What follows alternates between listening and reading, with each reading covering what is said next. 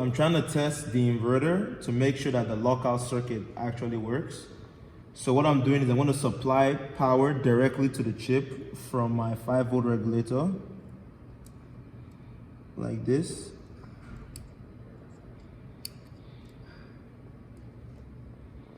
And then now, power is already supplied to the chip. Now I'm going to supply a high signal to either of the OR inputs and test if the chip will lock out or produce a lockout signal. So I'm supplying power. Now look at the oscilloscope. It's at 5 volts on one of the chips, on one of the pins. Now I'm moving it to the second pin, and the oscilloscope is also showing 5 volts.